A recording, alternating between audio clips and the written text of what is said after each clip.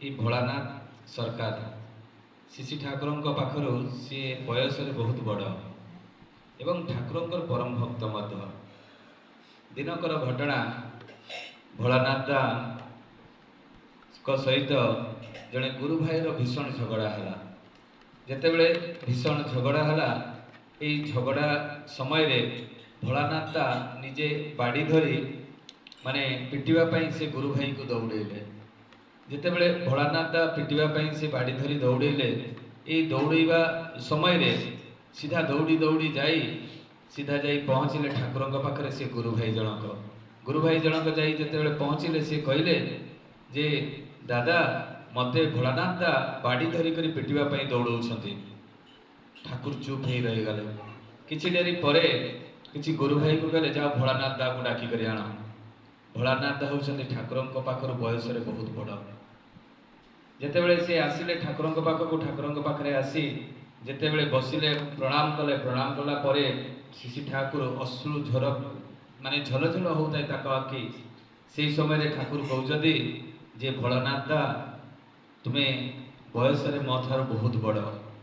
मो सहित केते लीला करिछ तमे केते वर्ष है तमे आश्रम रे रहिछ एवं यही आश्रम दायी दायित्व भितर तमे भी मध्य जणे किंतु एपरी तमे काहींकी कल जड़े गुरु भाई को तुम्हें बाड़ी धरी काहींकी दौड़ेल से समय ठाकुर भोलानाथ दा को कहते foolish son and foolish father ता माने जे ए अधम ये भलिया संतान रो बापा मोर ही भूल मु निजे ठाकुर निजे कथा कहते जे मोर ही भूल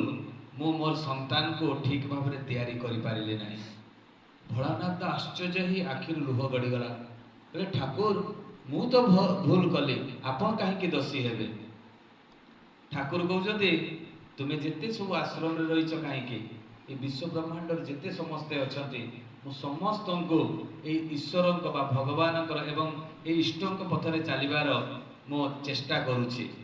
आमे मैंने जिते बड़े अबाध्य हो जाओ से मो जीवन केते कष्ट लगे तुम्हें अनुभव कर आपाई मु दोषी भोलानाथ दा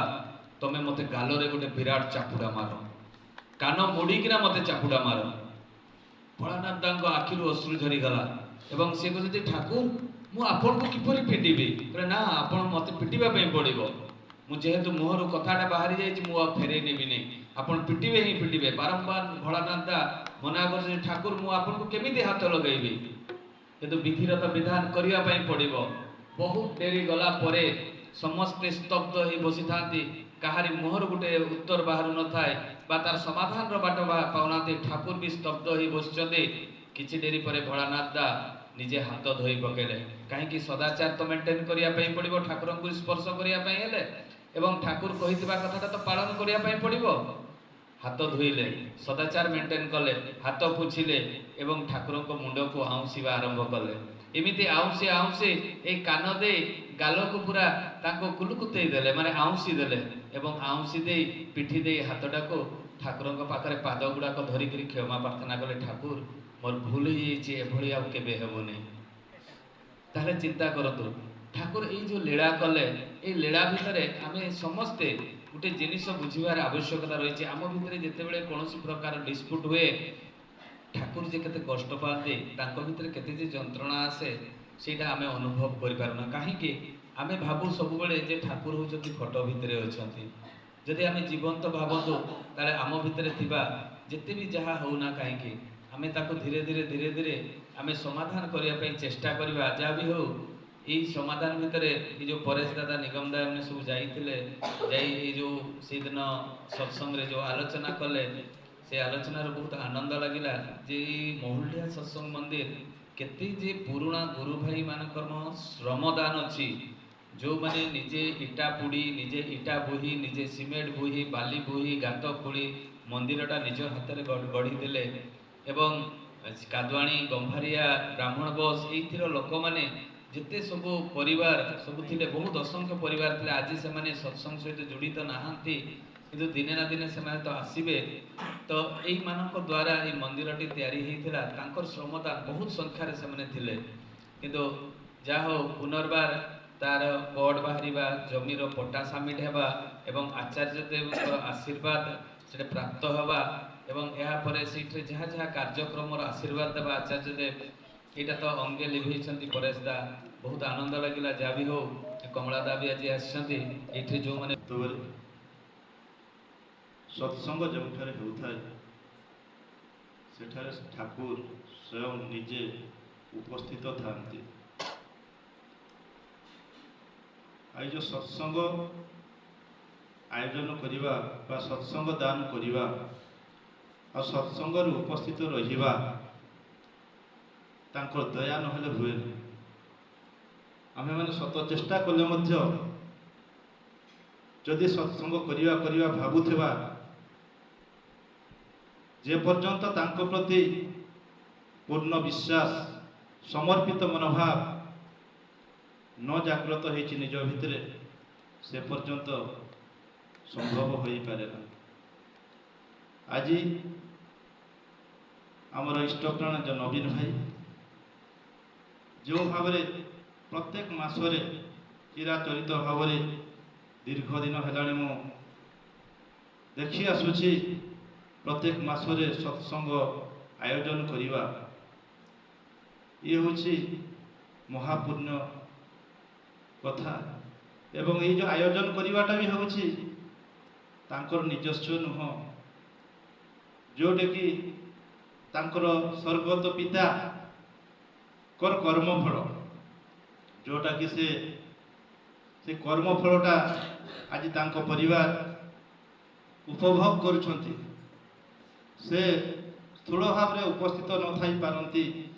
किंतु सूक्ष्म भाव से निश्चित भाव एठारे अछंती एवं सत्संगर मध्य जो रही प्रभु जो आम कहे विराजमान कर से अच्छी से भाव मुझे अनुभव करे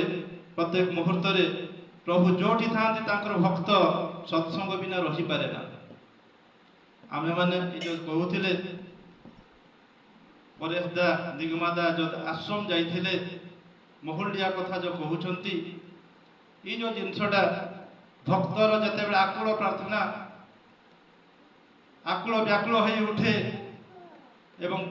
दरदी से तो प्रभुंकर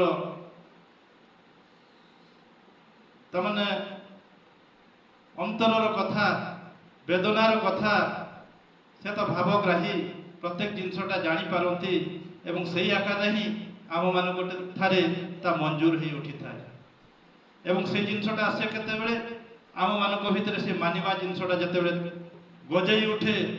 जते बढ़ी बढ़ी जीव एवं मानिबा द्वारा ही आमे माने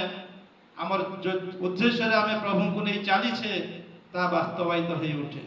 आम मैंने जो आश्रम को जाइछु देखुछु ठाकुर परिवार आचार्य को जिते आम दर्शन प्रणाम करुचे ठाकुर परिवार को दर्शन प्रणाम करुचे देखु आचार्य देव बसी थे तांकर भाई माने तांको परिवार जिते जाऊछंती आचार्य देव को किंतु भाई परी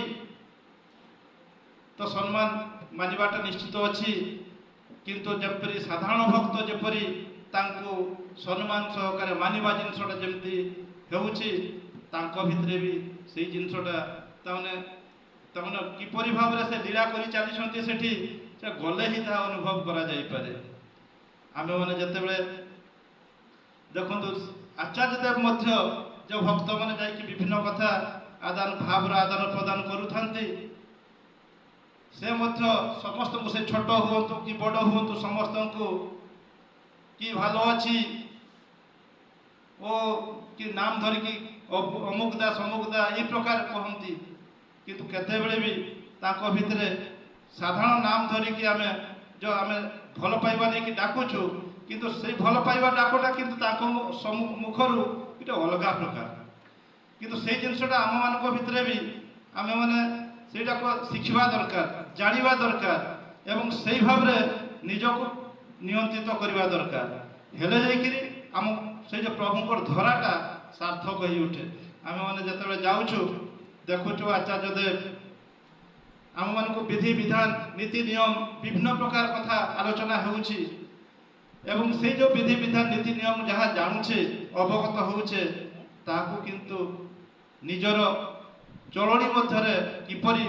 ତାମାନେ ବାସ୍ତବାୟିତ କରିବା ହେଇ ଉଠିବା କରିବାଟା ସେଇ ଚେଷ୍ଟା ଆମର ରହିବା ଦରକାର। ଆମେ ମୁଁ ଥରେ ଏଇ ଯେଉଁ ଆମର ପାଞ୍ଜା ଦିନବାଲା ବେଳେ ଦେଖୁଛୁ ତାମାନେ ପାଞ୍ଜାଧାରୀ କର୍ମୀମାନେ ବସିଛନ୍ତି, ସମସ୍ତଙ୍କୁ କୁହାହେଉଛି ଯେ ଦାଢ଼ି ରାମ୍ପିକି ଆସିବ, ପରିଷ୍କାର ପରିଚ୍ଛନ୍ନ ହେଇକି ଆସିବ, କିନ୍ତୁ ବାର ବାର କହିବା ସତ୍ତ୍ୱେ ମଧ୍ୟ ଦେଖାଯାଉଛି ଯେ ଭାଇମାନଙ୍କ ଭିତରେ କିଏ ଦାଢ଼ି ରଖିଛି ଇତ୍ୟାଦି ସବୁ ହେଇଛି ଏବଂ କହୁଛନ୍ତି ଯାଅ ଦାଢ଼ି ରାମ୍ପିକି ଆସିବ ଯାଅ।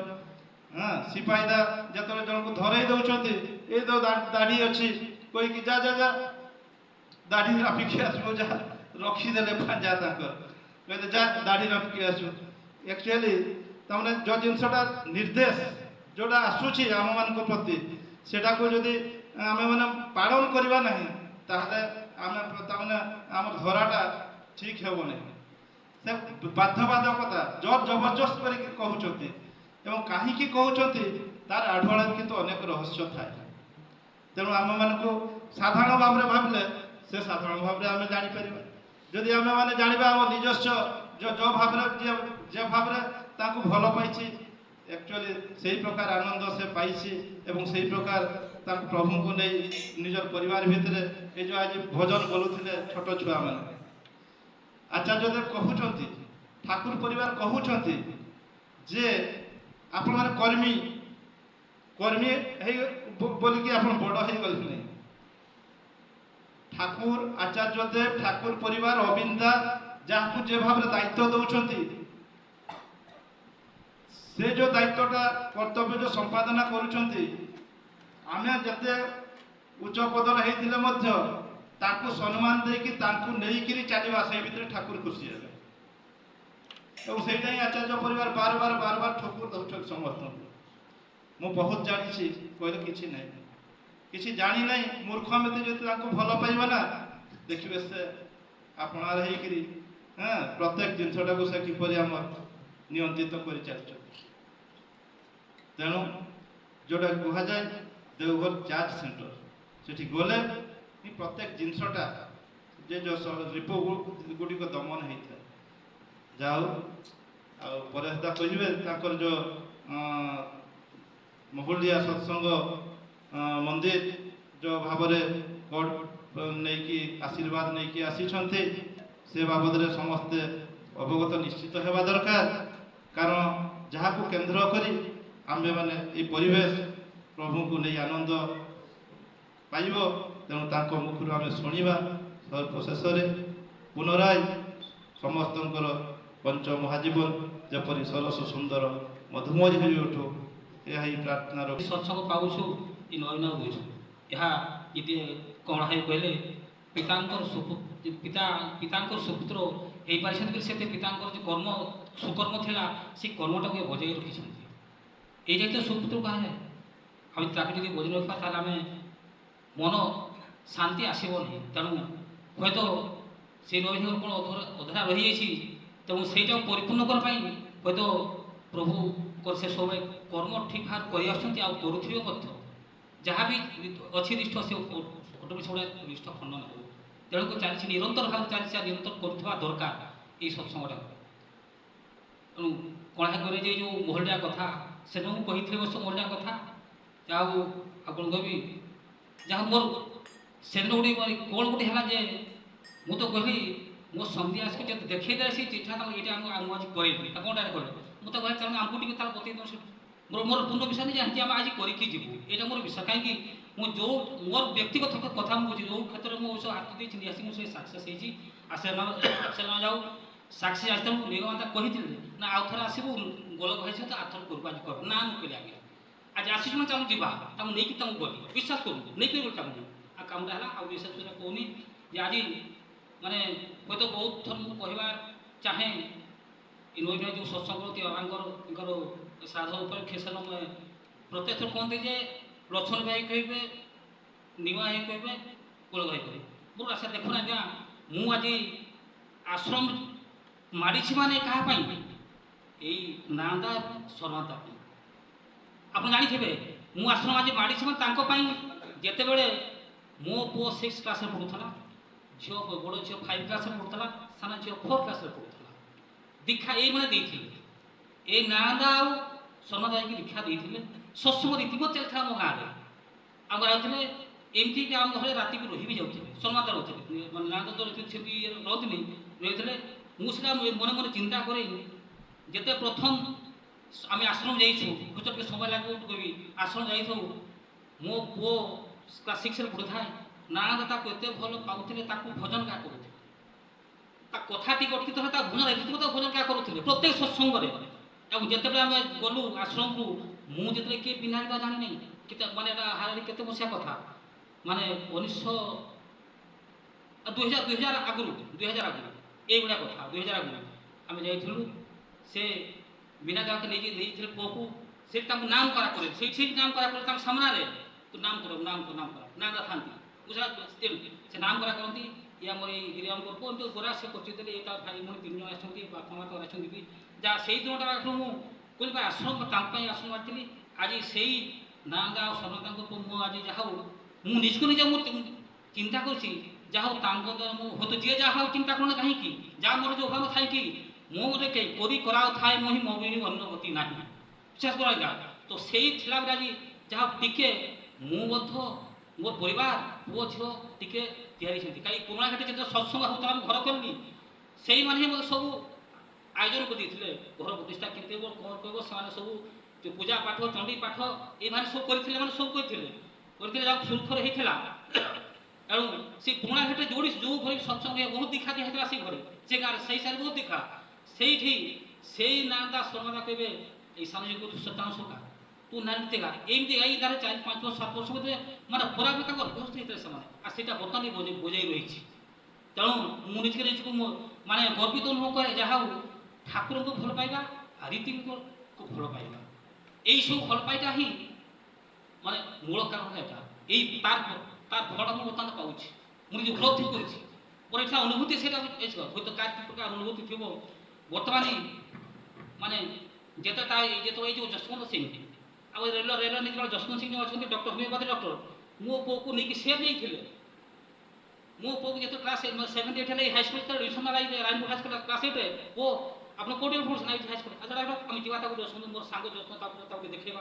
ଏଇଠି ଯାଉ ମୋତେ ବହୁତ ସାହାଯ୍ୟ କରିଛନ୍ତି ମୁଁ ତାକୁ ସବୁ ବୁଝିପାରିବିନି ତ ସେଇ ହିସାବରେ ଯେତେ ମୁଁ ପ୍ରତ୍ୟେକ ତାକୁ ଟିକେ କହିବା ପାଇଁ ହେଲେ ଆମକୁ ସୁଯୋଗ ମିଳେନି। ଆଜି ମୋର ଗୋଟେ କେମିତି ମନେ ହେଲା ଭାଇ ଯଦି କହିଲେ କ'ଣ ହେଇ ପଚାରିଲେ ନଈ ନାହିଁ କନା ବାପ କନା ମୁଁ କହିଲି ତାଙ୍କୁ ତ ସେଥିରେ ମୋର ମନେ ପଡ଼ିଲା ଏଇ କଥାଟା କିନ୍ତୁ ଏଇ ଦେଖନ୍ତୁ ମାନେ ଏଇ ଯେଉଁଟା ଆମେ କରି ଆସିଥିବା ମୋତେ ସେ ସ୍ମୃତି ଚାରଣ କରିବା ଆଗକୁ ବହୁତ ଆନନ୍ଦ ଲାଗେ ଏଇ ଆନନ୍ଦ ସେ ଆନନ୍ଦ। ତ ଆଜି ମୁଁ ମୋର ବ୍ୟକ୍ତିଗତ କଥା କହୁଛି ସେଇଥିପାଇଁ ମୁଁ ଆଜି ମୋର ହୁଏତ ଯିଏ ଯାହା ମୋର ନିଜର ପରିବାରଟାକୁ ମୁଁ ଠିକ୍ ଭାବରେ ଗଢ଼ି ଆସିଛି ମୁଁ ଭାବୁଛି ଆଉ ସେଇ ପୁଅ ଆଜି ହୁଏତ ଦେଖୁନ୍ ମାନେ କହିବା ଠାକୁର କହିଲେ ପରା ମୋତେ ସକାଳ ସନ୍ଧ୍ୟା ମନେ ପକା ମୋ ନାମ ଟିକେ ମନନ କର ଚିନ୍ତା କର ମୋତେ ମୁଁ ତୁମ ପାଇଁ ଚିନ୍ତା କରିବି। ତ ଯେଉଁ ଭଳିଆ ଯେଉଁ ଅବସ୍ଥାରେ କିଭଳି ଚଳିବ ଚଳପ୍ରଚଳ କ'ଣ ହେବ ପ୍ରତ୍ୟେକ ପରିବାର ପ୍ରତ୍ୟେକ ଫ୍ୟାମିଲି ପାଇଁ ମୁଁ ତାହା ଯୋଗାଇ ଦେଇଛି ଠାକୁର ଭିତରେ ଆସିବା ସେ ଯୋଗାଇ ଦେଇଛନ୍ତି ସେଭଳିଆ ଯୋଗାଇ ଦେଇଛନ୍ତି ମୋର ନିଜର ଅନୁଭୂତି ଏଟା ଯୋଗାଇ ଦେଇଛନ୍ତି। ତେଣୁ ତ ସେଥିପାଇଁ ମୁଁ ସବୁବେଳେ ଘରେ କହେ ପୁଅ ଝିଅକୁ ପୁଅକୁ ବସିଥାଏ ବନେଇବା ପରେ ଦେଖ ଆଜି ପରିବାର ଗଠନ ହେଇଛି ମାନେ କି ସେଇ ପ୍ରଭୁଙ୍କୁ ଯୋଗୁଁ ସେ ମାନିବା ହେବାଟା ଏହା କଥା ଭାବଟା ହିଁ ଠାକୁର ଗ୍ରହଣ କରନ୍ତି ଭାବର ଠାକୁର ହେଉଛନ୍ତି ତ ଚିନ୍ତନଟା ହର ଦରକାର କର୍ମଟା ଠିକ୍ ହେବା ଦରକାର ପ୍ରତ୍ୟେକ ଥରେ ଠାକୁରଙ୍କୁ ମନେ ପକାଇବ ଯୁଆଡ଼େ ଯିବ ଠାକୁରଙ୍କୁ ସ୍ମରଣ କରିବ ପ୍ରଣାମ କରିଯିବ ହେଲା ପ୍ରଣାମ କରିବ ଆଉ ଯେଉଁଠି ଥିଲେ ବି ଉଠିଲା ପରେ ବାପା ମା'ଙ୍କୁ ପ୍ରଣାମ କରିବ ବାପାଙ୍କୁ 3 ଥର ମା'ଙ୍କୁ 2 ଥର ଠାକୁରଙ୍କୁ ପ୍ରଣାମ କରିବ ଈଶ୍ୱରକୁ ପ୍ରଣାମ ଏଇଟା ଆସି ନିଜର ଉଠିଲା ପରେ ଏଇଟା କରନ୍ତୁ ଦେଖିବେ ନିଶ୍ଚୟ ସବୁଟା କିଏ ପଥ ପରିଷ୍କାର ହେବ ଏହା ଅଛି ସେଥିପାଇଁ ବାପା ମା ଶ୍ରେଷ୍ଠ ଏଇଟା ମୁଁ ଶିଖିଛି ଏଇଟା ପିଲାମାନଙ୍କୁ ବି ଝିଅମାନଙ୍କୁ ଶିଖେଇଛି ଆଉ ସେଇଟା ବର୍ତ୍ତମାନ ମାନିବା ସେ ହାତ ଅଛି ବର୍ତ୍ତମାନ ବି ପ୍ରାୟ ପ୍ରତ୍ୟେକ ଦିନ ସେଇ ଝିଅ ପୁଅ ଟିକେ ନିହାତି ବାପା ମା'ଙ୍କୁ ପ୍ରଣାମ କରିବେ ପୁଅ ତ ଯୋଉଠି କିଛି ବାହାରିଲା ମାନେ ସେ ମୁଁ କହିଲି ଯାଉ ମା' ପ୍ରତି ଟାଣ ରହିବା ଦରକାର ମା' ପ୍ରତି ଟାଣ ନହେଲେ କିଛି ନାହିଁ ମା' ଜଣେ ସବୁଥିରେ ଆଗେ ସେ ଯାହିଁ ବି ଯିବ ଆଗରେ ସେ ମା'ଙ୍କୁ କହିବ ତାହେଲେ ଯିବ ଏଇଭଳିଆ କଥା तापर आज शेष आउ गोटे कथा होची आज आम मैंने ठाकुर को धरिछ ठाकुर को प्रत्येकटा विधि पालन करवा आगे जो अच्छु जो थर कमला ही कहते आम जो थालकुड़ी कथा आम जो खांटी इष्ट सत्संगी ठाकुर धरछु ठाकुर जो आशीर्वाद जिनटा को आ प्रत्येक ग्रहण करा से थालकुड़ी खावा दरकार पत्र नहीं कथा मु तो प्राय दिने भी बंद करनी मु दिने ही बंद करना थालकुड़ी खावाटा आम दादा से खाऊ से माने भेड़ा करते मु कौन कली से मोर भणी भेड़ी समस्त बांटी देली बड़े से मुझे खाइबी चिंता कर जब खाइबा भी नारायण मुझे समस्त से जगह देखे ये कहूँ मुझे जहाँ सत मोर बोले ना बुझे समस्त बांटी दिए ये गाड़ी सब थालकुड़ी मुझे समस्त बांटी दिए नहीं खाते ये कथा थालकुड़ी कथा यहाँ निहाती समस्ते थालकुड़ी ना आम सत्संगी नहीं ये भावटा ना दरकार ये साधना এটা ঠাকুর খাইবে না ঠাকুর মধ্যে ভাব আসবে মোর এটা মোর ব্যক্তিগত চিন্তাটা ভাব আসবে যাইছি তেমন বন্ধুকে দেখছি তেমন মু কোন কবি কথা এইসব কথা আলোচনা করা পূর্ব কথা আলোচনা করা দেহ টাঙ্কি যায় যা হোক সেইমানে যে আমি আজ হয়েছি আমি আজ হয়েছি নিচে রয়ে চিন্তা করুবে অন্যମାନେ চিন্তা করুবে যে ঠিক আছে আমাকে যে পথ দেখেইছেন সেই ঠাকুর মাধ্যমে শ্রেষ্ঠ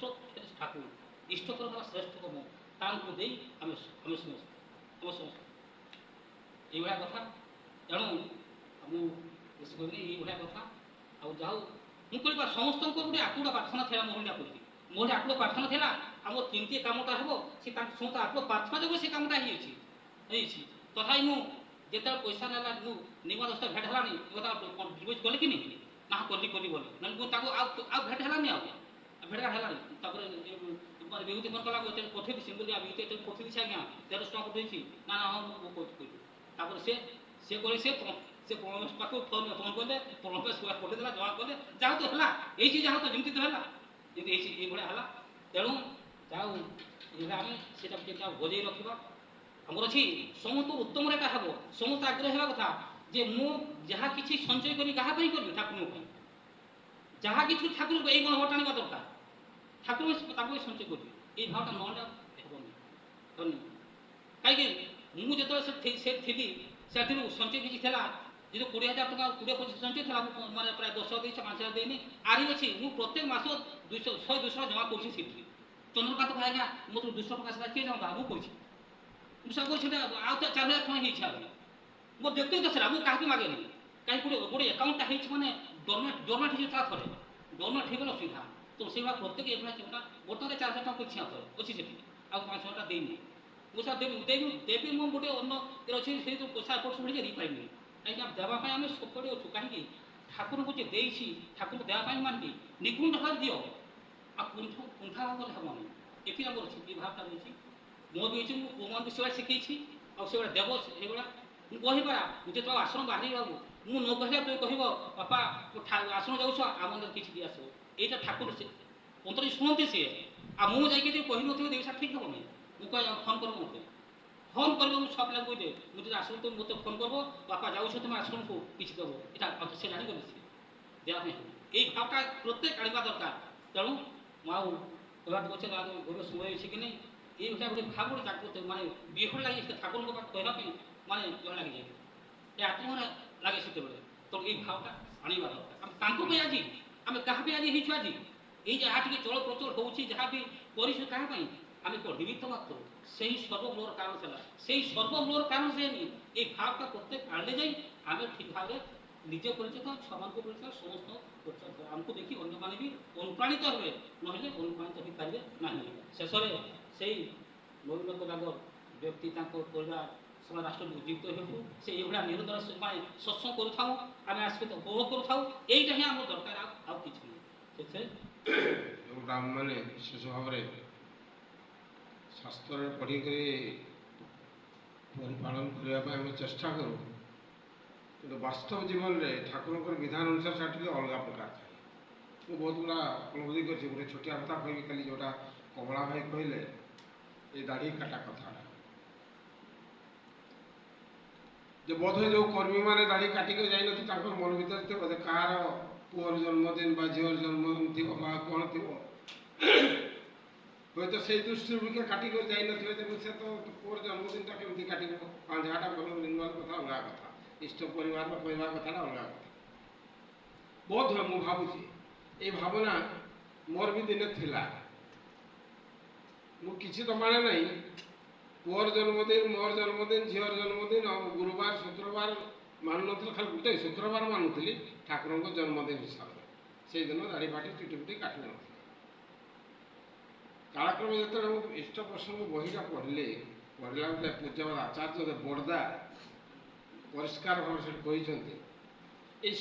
এইটা হচ্ছে দাড়ি কাটিবা, চুটি কাটিবা, নখ কাটিবা, এটা হচ্ছে সদাচার কথা, শৌচর কথা। এথেরে বার তিথি দেখা যায় না কিছু, এটা মু শুনা কথা নয়, বইটা পড়িছি যে এথেরে কৌশি বার তিথি দেখা যায় না। শৌচ হবার কথা বারাটা, শৌচ জিনিসটা জনে ল্যাট্রিন যাব, সে আজ গুরুবার সে শৌচ হব না। ଏ ସେମିତି କଥା, ଦାଢ଼ି କାଟିବା, ନଖ କାଟିବା, ଦାନ୍ତ ଘଷିବା, ଏଗୁଡ଼ା ଯେହେତୁ ସଦାଚାର ଶୌଚର କଥା, ଏଥିରେ ବାର ତିଥି ଦେଖାଯାଏ ନାହିଁ। ମୁଁ ସେଇ ଦିନଠୁ ଆଉ ସେ ଶୁକ୍ରବାର ବି ମାନେ ନାହିଁ। ଘରେ ଯେବେ ଯାହା ବିରକ୍ତ ହେଉଥିଲା, ଆଜି ପରା ଅମୁକ ଝିଅର, ଆଜି ପରା ଗୁରୁବାରଟା, ଆଜି ଅମୁକ, ମୋର କିଛି ଶୁଣେନି। ମୁଁ ସେଇଥିରେ ମୁଁ କନଫର୍ମ ହେଇଯାଇଛି ଯେ ମୋର ସବୁଦିନ ଶୌଚ ହେବା ଜିନିଷଟା ମୁଁ ସବୁ। ଆମର ଅନେକ ପରିବାର, ସତ୍ସଙ୍ଗ ପରିବାରରେ ଅନେକ ଗୋଟେ ଧାରଣା ଅଛି, ଗୋଟେ ଆଜି ଗୁରୁବାରଟା କାହାରି ଗୋଟେ ଅସୁବିଧା ହେଇଯାଇଛି, କିଛି ଖାଇବା ପାଇଁ, କିଛି ଗୋଟେ ନେବା ପାଇଁ ଆସି, କିଛି ଗୋଟେ ମାଗିବା ପାଇଁ ଦେଇଥାଉ।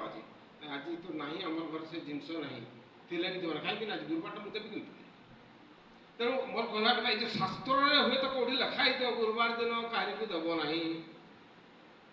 ଚାଉଳ ଦେବ ନାହିଁ, ଖାଇବା ପାଇଁ ଦେବ ନାହିଁ, କି ଯାହା ବି ହଉ ଲେଖା ହେଇଛି ଶାସ୍ତ୍ରରେ, ପୁରାଣ ଆମେ ପଢ଼ିଛେ। କିନ୍ତୁ ବାସ୍ତବ ଜୀବନ ଚଳଣି ଭିତରେ ଏଇଟା ବାସ୍ତବ ଧର୍ମର କଥା ନୁହେଁ, ଠାକୁର ବିଧାନ, ଏଇଟା ମାନେ ତାଙ୍କର ବିଧାନ କଥା ନୁହେଁ। ଆମେ ସେଇ ଲାଇନରେ ଯଦି ଥିବା ତାକୁ ଆମେ ସଂଶୋଧନ କରିବା ଦରକାର। ଯାହା ବି ହଉ, ଆଉ ପଦେ କଥା ଯେଉଁଟା ପ୍ରତ୍ୟେକ ଥର ଆମେ କହିବା ଉଚିତ,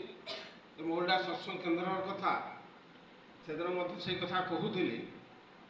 ଘରଟାକୁ ଯେମିତି ଆମେ ସୁନ୍ଦର ଭାବରେ ସଜେଇଥାଉ, ତାର କାରଣ ହେଲା ସବୁଦିନ ସେଟା ବହୁତ ଦିନ ଲାଷ୍ଟିଂ କରିବ। ଦ୍ୱିତୀୟ କଥା ହେଲା ବାହାରେ ଯାଇକି ବିଭିନ୍ନ ସମସ୍ୟା ଭିତରେ ଯାଇକି ଘରକୁ ଫେରିଲେ ଯେମିତି ଟିକେ ଆମେ ଶାନ୍ତିରେ ରହିବା, ଭଲ ଲାଗିବ। ତେଣୁ କେନ୍ଦ୍ରଟା, ମନ୍ଦିରଟା ମଧ୍ୟ ସେ ଅବସ୍ଥାରେ ରହିବା ଦରକାର। ଯେଉଁ ଅନେକ ଭାଇମାନଙ୍କର ନାମ, କର୍ମୀମାନଙ୍କର ନାମ ପ୍ରତ୍ୟେକ ସତ୍ସଙ୍ଗ ପ୍ରାୟ ଉଚ୍ଚାରଣ ହେଉଛି, ବାସ୍ତବରେ ଯେମିତି ପୁରୁଷୋତ୍ତମମାନଙ୍କର କଥା, ପୁରୁଷୋତ୍ତମ କଥା ବି ଅଛି, ପୂର୍ବବର୍ତ୍ତୀଙ୍କୁ ଅଧିକାର କରି ପରବର୍ତ୍ତୀଙ୍କର ଆବିର୍ଭାବ, ସେମିତି ସେମାନଙ୍କର ଅବଦାନ ଥିଲା ବୋଲି ଆଜି ଆମେ ଏ ଅବସ୍ଥାରେ ଅଛୁ। ଆମେ କିନ୍ତୁ ସେତେବେଳେ, ମୁଁ ଅନେକ ଥର ବି କହିଛି, ଠାକୁରଙ୍କୁ କିଏ ଚିହ୍ନିଛି? ଆମେ ବି କେହି ବି ଦେଖିନି, ଆମେ ଚିହ୍ନିବି ନାହିଁ। ଆମେ ଚିହ୍ନୁ କାହାକୁ ନା, ଯେଉଁ କର୍ମୀମାନେ ବା ଯାହାର ମାଧ୍ୟମରେ ଆମର ଟିକେ ଦୀକ୍ଷା ହେଲା, ତାକୁ ଦେଖି ଦୁଃଖାକୁ ତାଙ୍କର କଥାକୁ ବିଶ୍ୱାସ କରି ଆମେ ଦୀକ୍ଷା ନେଇଛୁ। ତ ସେତେବେଳେ ଆମେ ସେମିତି କର୍ମୀମାନଙ୍କର, ଯେଉଁମାନେ ଏଠି ଥିଲେ ବିଶେଷ ଭାବରେ, ତାଙ୍କର ପଛରେ ବ୍ଲାଇଣ୍ଡଲି ଘୁରୁଥିଲୁ। ବ୍ଲାଇଣ୍ଡଲି ତାଙ୍କୁ ପୂର୍ଣ୍ଣ ବିଶ୍ୱାସ ଥିଲା। ଯେଉଁ ନାମ ତମେ କହିଲେ ବହୁତ ଲମ୍ବା ଲିଷ୍ଟ ହେଇଯିବ, ଏବଂ ସେଇମାନଙ୍କର ଅବଦାନ ପାଇଁ ଆଜି ପର୍ଯ୍ୟନ୍ତ ମହୁଲଡ଼ିଆ ସତ୍ସଙ୍ଗ କେନ୍ଦ୍ର ତିଷ୍ଠି ରହିଛି। ଆପଣମାନେ ବହୁତ ଜାଣିନଥିବେ, ଆମେ କାହିଁକି ସେଟାକୁ ଡିସକ୍ଲୋଜ୍ କରୁନାହୁଁ, ଅନେକ ସମୟରେ ଆମ ଭିତରେ ରହିଯାଏ। ଅନେକ ନ୍ୟସ୍ତ ସ୍ୱାର୍ଥବାଲା ଲୋକ ଲାଗି ପଡ଼ିଥିଲେ କେମିତି ଏଟାକୁ ବିକ୍ରି କରାଯିବ। ଯାଇକରି ଦେଓଘରରେ ମଧ୍ୟ ସେଟା କୁହାହେଇଛି, ନିବେଦନ ହେଇଛି, ଏବଂ ଆସିକି ପ୍ରଚାର ମଧ୍ୟ ହେଇଛି ଯେ ଏଟା ବିକ୍ରି କରାହେବ। ବିକ୍ରି କରିକି କ'ଣ ହେବ ନା, ସେଠି ଅଁଳାଡୁଆରେ ଶ୍ରୀମନ୍ଦିର ହେବ। ବହୁତ କଥା ଚାଲିଛି। କିନ୍ତୁ ପୂଜ୍ୟବାଦ ଆଚାର୍ଯ୍ୟଦେବ, ବର୍ତ୍ତମାନ ଆଚାର୍ଯ୍ୟଦେବ ସେଟା ବହୁତ ବର୍ଷ ହେଲା କହିଥିଲେ, ତାର ଡିଷ୍ଟାନ୍ସ କେତେ, 2 ନା 3 କିଲୋମିଟର, ସେଇଟା ତାହେଲେ କେନ୍ଦ୍ର ଆକାର ରହିବ, ଏଟା ଯଦି ହେବ ଶ୍ରୀମନ୍ଦିର ହେବ। ଆମେ ଶୁଣିଛୁ, ଆମକୁ କହିନାହାନ୍ତି, ତାକୁ କହିଛନ୍ତି, ଆମେ ଶୁଣିଛୁ। ଏବଂ ସେଇଟା ଆଜି ବାସ୍ତବାୟିତ ହେଇଛି ଯେ ତାର କୋଡ଼ ବାହାରିଛି। ଥିଲା ତ କେନ୍ଦ୍ର ଭାବରେ ତ ଥିଲା, କିନ୍ତୁ ତାର ବାକି ସବୁ କାଗଜପତ୍ର ମଧ୍ୟ ଆପ୍ରୁଭେଟ୍ ଆସ୍ତେ ଆସ୍ତେ ହେବା ପାଇଁ ଯାଉଛି। ଏବଂ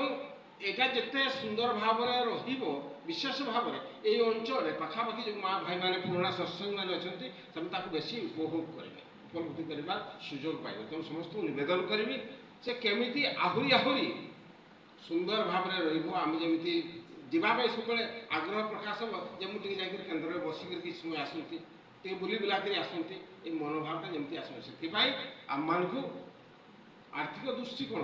ପରେଶ ଭାଇ ଯେଉଁ କଥା କହୁଥିଲେ ସବୁର ମୂଳଟା ହେଲା ଅର୍ଥ। ଆମେ ଯେତେବେଳେ ଯାହା ପାଇବା ଯାହା ପାରିବା ଏଇ ତ ଯେଉଁ କଣ୍ଟିଜେନ୍ସି ଯେଉଁ ବ୍ୟବସ୍ଥା କରାଯାଇଛି ଯେଉଁଟା ହେଉଛି ସେଇଟା ସଂଗଠନିକ ମାସକୁ ମାସ ଦେବା କଥା ସେଥିରେ ତ ନିହାତି ଦେବା। ବାକି ଯେତେବେଳେ ଯାହା କାମ ଆସୁଛି ଆମମାନେ ନିଃସ୍ୱାର୍ଥପର ଭାବରେ ଦେଇ ଚାଲିଲେ ଆସ୍ତେ ଆସ୍ତେ ନିଶ୍ଚିତ ଭାବରେ ହେଇଯିବ। ଏଇଟା ଜଣଙ୍କ ଦ୍ୱାରା ଆଜ୍ଞା ହୁଏ ନାହିଁ, ଏଇଟା ସମସ୍ତଙ୍କର ସେଠି ଅବଦାନ ରହିବା ଦରକାର। ଆଉ ଜଣେ ଦେଇକରି ଯଦି କରିବି ଦେଉଥିବ ସେଇଟା ବି ଗ୍ରହଣ କରାଯାଏ ନାହିଁ। ତାର କାରଣ ହେଲା ଯେ ଏଇ ଯେଉଁ ଯେତେବେଳେ ଭୁବନେଶ୍ୱର ଶ୍ରୀ ମନ୍ଦିରଟା ହେଲା ଯାହା ଶୁଣିଛି ସେତେବେଳେ ଜଣେ ସମ୍ଭ୍ରାନ୍ତ ବଂଶୀୟ ଲୋକ ମାନେ କୋଟିପତି ସେ କହିଲେ ଯେ ତାଙ୍କର ବାପାଙ୍କର ନା ମାଆଙ୍କର ଗୋଟେ ଯେମିତି ମନ୍ଦିର ଗୁଡ଼ାରେ ଥାଏ ନାମ ଲେଖିକରି ଆଡ୍ରେସ୍ ଲେଖିକରି ଗୋଟେ ପ୍ଲେଟ୍ ବସେଇ ଦିଆଯାଏ, ଯେତେ ଭକ୍ତ ଆସିବ ମାଡ଼ିବେ। ତାଙ୍କର ମାଆଙ୍କ ନାମରେ ସେ କହିଲେ ପୂଜାବାଦ ବରଦାଙ୍କୁ କହିଲେ ଯେ ମୋର ମାଆଙ୍କ ନାମଟା ଲେଖିକରି ଗୋଟେ ପ୍ଲେଟ୍ ଗୋଟେ ବସେ ମୁଁ ଯାହା ଲାଗିବ ଖର୍ଚ୍ଚ ମୁଁ ଦେବି ସବୁ ମନ୍ଦିର। ସେଟା ଗ୍ରହଣ କରାଗଲା ତ ଆରାମସେ ହେଇଯାଇଥାନ୍ତା। ଯଦି ଜଣେ ଦେଇକରି କିଛି ଗୋଟେ କରିଦିଏ ଆଶୀର୍ବାଦ ସେ ପାଇବ। ଆଉ ଯେଉଁ ବହୁ ଲୋକ ଲକ୍ଷ ଲୋକ ଯେଉଁ ଆଶୀର୍ବାଦ ପାଇବା କଥା ସେ ଆଶୀର୍ବାଦ ସେମାନେ ବଞ୍ଚିତ ହେବେ। ଆଶୀର୍ବାଦରୁ ସେମାନେ ବଞ୍ଚିତ ହେବେ। ତେଣୁ ଜଣେ ଟଙ୍କା ଦେଇପାରେ, 2 ଟଙ୍କା ଦେଇପାରେ, ଜଣେ କୋଟିଏ ଟଙ୍କା ଦେଇପାରେ, ଏ ସମସ୍ତେ ସମାନ, ସମସ୍ତ ଭକ୍ତ। ତ ଠିକ୍ ସେମିତି ଏଠି ମଧ୍ୟ ଯେକୌଣସି ସତ୍ସଙ୍ଗ କେନ୍ଦ୍ର ବିହାର ହେଉ ଏ ସମସ୍ତଙ୍କୁ ସେଠି ଅବଦାନ ରହିବ। ଜଣେ 5 ଟଙ୍କା ଦେଇକରି ଯେତିକି ତୃପ୍ତି ଲାଭ କରିବ, ହୁଏତ କାହାର ବହୁତ ଟଙ୍କା ଅଛି ସେ 5 ଲକ୍ଷ ଟଙ୍କା ଦେଇଥିବ, ହୁଏତ ଯାହାର କିଛି ନାହିଁ ସେ 5 ଟଙ୍କା ଦେଲେ ବି ସେ ଠିକ୍ ସମାନ ସେ ତୃପ୍ତି ଲାଭ କରିବ। ସେଇଟା ହିଁ ପରମ ପିତାଙ୍କର ଆଶୀର୍ବାଦ। ଯାଉ ସର୍ବଶେଷରେ ପୁନର୍ବାର ସମସ୍ତ ସାର୍ବିକ କଲ୍ୟାଣ ଉଦ୍ଦେଶ୍ୟ ପ୍ରଭୁଙ୍କ ପାଖରେ ବକ୍ତବ୍ୟ ନିବେଦନ କରି ମୋର ବକ୍ତବ୍ୟ ସଙ୍ଗେ କରେ। ବନ୍ଦେ ପୁରୁଷୋତ୍ତମ वन्दे पुरुषोत्तम ବନ୍ଦେ ପୁରୁଷୋତ୍ତମ वन्दे पुरुषोत्तम वंदे पुरुषोत्तम वन्दे परम पुरुषोत्तम प्रेम श्री ठाकुर अनुकूलचंद्र जी की जय। परम प्रेम श्री ठाकुर अनुकूलचंद्र जी की जय। परम प्रेम श्री ठाकुर अनुकूलचंद्र जी की जय। परमाराध्य जगत जननी शिशु बड़मा की जय। परमाराध्य जगत जननी शिशु बड़मा की जय। परमाराध्य जगत जननी शिशु बड़मा की जय। परम पूज्य पाद शिशु बड़दा की जय। परम पूज्य पाद शिशु बड़दा की जय। परम पूज्य पाद शिशु बड़दा की जय। परम पूज्य पाद शिशु आचार्य देव की जय। परम पूज्य पाद शिशु आचार्य देव की जय। परम पूज्य पाद शिशु आचार्य देव की जय। सत्संग की जय। सत्संग की जय। सत्संग की जय। वंदे पुरुषोत्तम वन्दे पुरुषोत्तम वंदे आर्य पितृ वन्दे आर्य पितृ वंदे मातृवर्ग वन्दे मातृवर्ग वंदे अहंकुष्ठवर्ग वन्दे अहंकुष्ठवर्ग वंदे पुरुषोत्तम वन्दे पुरुषोत्तम वंदे पुरुषोत्तम वन्दे पुरुषोत्तम प्रेम शिशु ठाकुर अनुकूलचंद्र जी की जय।